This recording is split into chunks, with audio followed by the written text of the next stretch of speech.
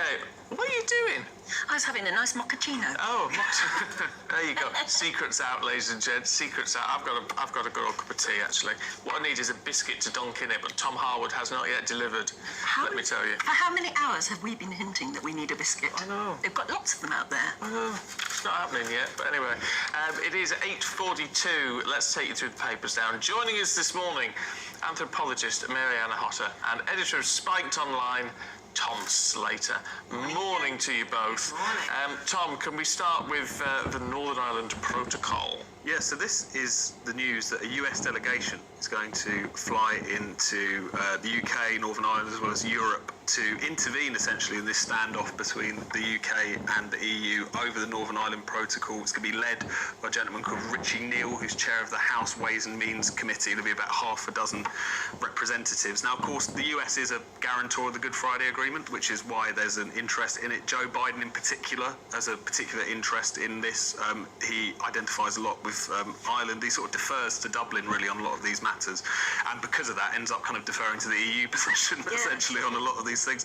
So I think there's an interesting quote here from the White House. It says the best path is a pragmatic one, and I think that's right, but I think the people who aren't being pragmatic in this situation are the European Union. Their fundamental interest is in trying to make this as difficult as possible for us. That's fair enough, but at the same time there are bigger things at stake here. There's the integrity of a sovereign nation, and there are the heightened tensions over the fact that Northern Ireland has been hived off from the UK. These customs checks are insane. It's 20% of all of the checks that are going on the EU's entire external border is happening in relation to Northern Ireland. So, you know, the US kind of swooping in here as if it's going to save the day.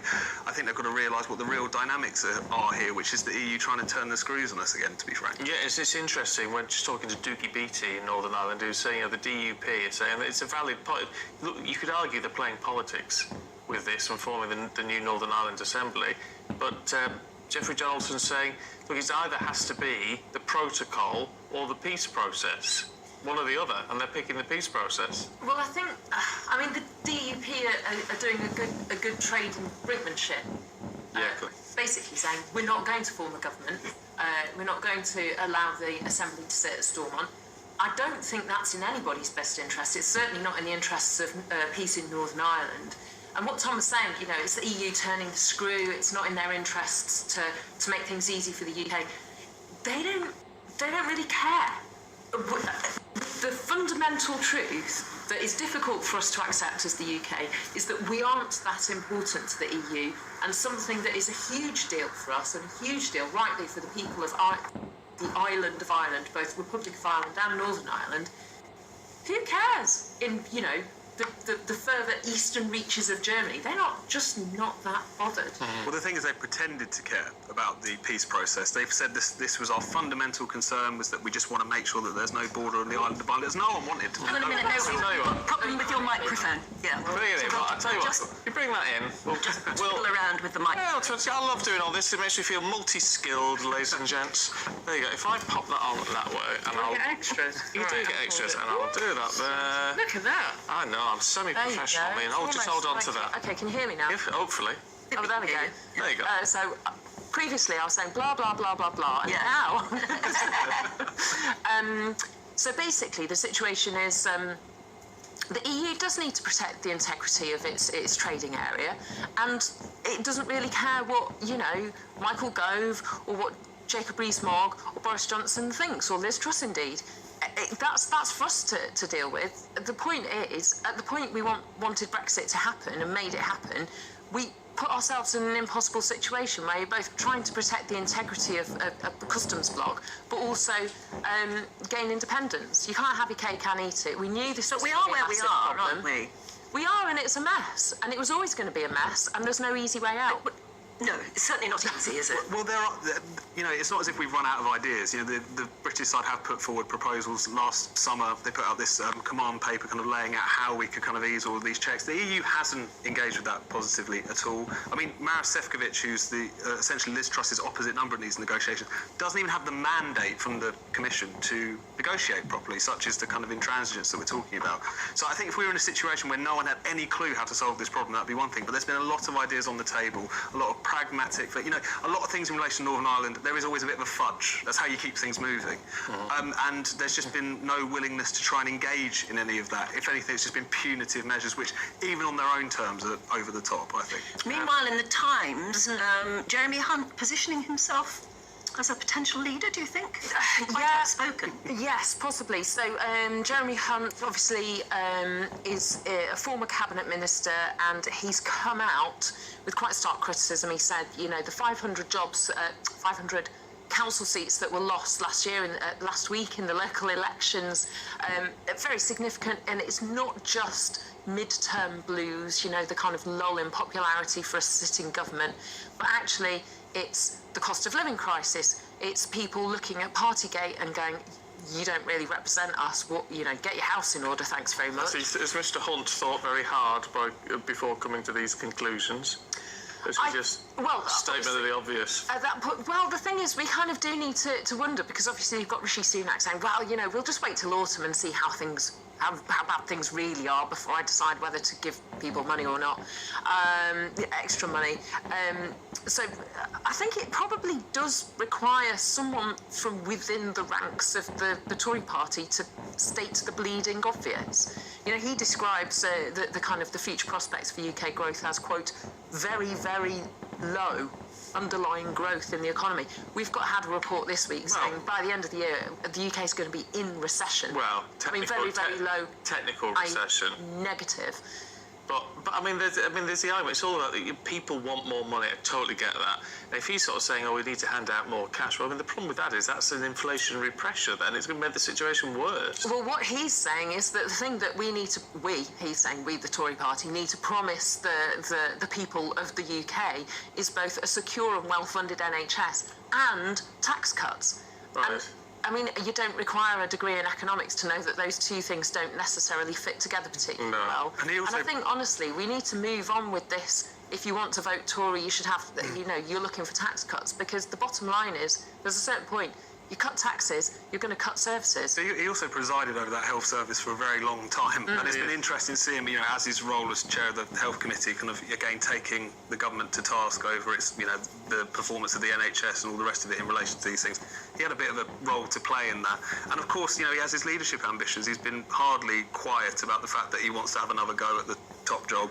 And he must be thanking his lucky stars that he didn't go to a party in number 10 during COVID. 100%. So this has obviously been an opening for it, but I think it speaks to the problems that the Tory party have got, that even Jeremy Hunt is really being talked about in contention. He was soundly defeated last time. He strikes a lot of people, me certainly, as a bit of an empty suit, and he again has kind of his fingerprints over some of the problems with the health service. Maybe he's going to charm everyone over with that huge charisma and Yes. Larger than life. Well, we've had a lot of charisma with the current PM, and it hasn't served us particularly well. So maybe we need someone who's quite dull, but might get on with the job. I don't know if that's Jeremy Hunt, though, for the record. We'll see how he positions himself in the future.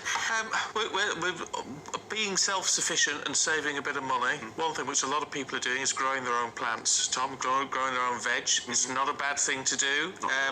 If we need a bit of different soil, though, perhaps we need to harvest it from the moon. Yeah, so if you live on the moon, you can be self-sufficient as well, it turns out. So scientists have been able to grow a cress plant in some soil that was brought back from the moon by the Apollo missions, essentially. They've been trying to kind of do this research for a long time. NASA wouldn't let them. They finally have. They tried various different plants, and for whatever reason, the cress one managed to grow.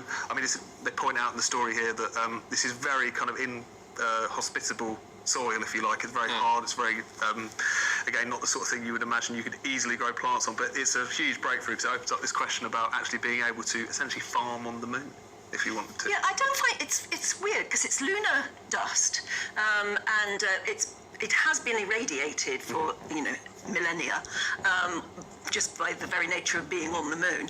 But if you put in a seed and then you add water and nutrients, which they've done, surely you can grow anything anywhere. It's not really that remarkable, is it? Well, I'm not surprised, put it that way. I'm not surprised. I don't know, it's a great breakthrough. But I just hope if they can do something, get a temporary sort of little atmosphere up there, that we could have a green moon one day. That'd be nice. It would be very interesting. Given that we'll have chopped down all the rainforests here by that point. Oh, look at you looking on the bad side again, Marianne. We've all seen Matt Damon grow potatoes on Mars. On Mars, yeah. Yeah, there you go. Great film, Mars. I'm in it, What? Are Really? I do a voiceover at the end of Mars. No. Yeah. Gonna have to watch it again. Yeah, I do. The Martian. The Martian, yeah. Yeah. At the very end. Towards the end, where they're all celebrating. Yeah. There's you can hear my dulcet tones. You're the voice of news. I'm the voice of news. And all Wow. that. All of brilliant. that. I tell you what's weird about that, and what I don't understand about film production, is I did the voiceover for that. It's only like 10 seconds long or something, but I did it about 3 weeks before the film was released. Oh, really? That late in the day? So that late in the day, they just then turn it round and put all these little extras. It's what they call post-production, isn't it? Where that's all the bits that they drop in. Is it because you were still negotiating your fee at that? Yes. I got no money at all for that. Oh, just honour. Kind of in a film with Matt Damon. I mean, it might not be facing it, but who cares? Are you credited at the No. end? Oh, that's a shame. No, I don't even get a credit. Oh, I don't no. care. I know it's me. Yes. Well, I will now. I'll go home and watch it. Yeah. I think I've got it on this laptop. Have you? I think so. I should be watching that at the break. Can we talk about tax returns? Yeah, well, very briefly, because apparently more than 60,000 people filed their tax return on the first day of the new tax year. The first Right. day you can actually file your return. Good. And Tom and I was there. I said, that's just ridiculous. I've sent all my stuff off. No, you haven't. Yeah. I mean, not to I've got an accountant who does it, so I've sent it to the accountant. So when it's being filed, That's I very don't know. impressive. I'm a terrible last-minute Larry. I do it in the upper reaches of January, going, oh, I need to do my tax return before Thursday. I'm that terrible person. no. Sorry to HMRC, who, massive workload in the final week of the tax year return window. So, I feel like the reason I picked this story is because it made me go, people do what? And it's me. Yeah, it's I think a lot of actually- people like to get it out of the way so they don't have to worry. Yeah, don't think about it. Yeah, it's Worry, yeah. eminently sensible. It's just that I think like everyone tells themselves they're going to do that every year. exactly. Every year, And I thought, January I'm not rolls gonna around wait and you till think, last minute. okay. Well, because I've got an accountant, which is, I suppose it's a luxury really, because you could technically do it yourself, but I find it so complicated. My head is not good with those sort of numbers.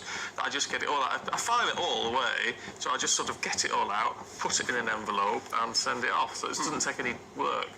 It's quite. I mean, you might have complicated tax affairs, and you probably earn quite a lot of money. But if you're a kind of How dare you.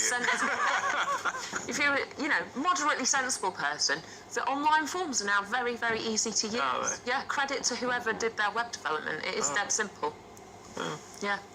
So if you want to set up a business, I feel like the GBNEWS viewers are kind of entrepreneurial types. I think you are. It's Which not camera as are you on? difficult as you think. I don't know. It's not as difficult as you think. Right. Have a go. Have a go. Well, as long as you get it right. You have to have a head for money, I think, and I haven't. I like spending it, but but that's it. Trying to do it. I've always said every Friday I'm going to sit down and do a bit of paperwork. Dear. I don't think I've even done it once. But that's the way to do it, isn't it? So always to do it regularly is to be organised, and that's not me. Yeah, no, it's not, ladies and gentlemen. Look, Marianne, Tom, thank you both very much indeed. Thank you. Good to see you this morning. I've enjoyed that actually today.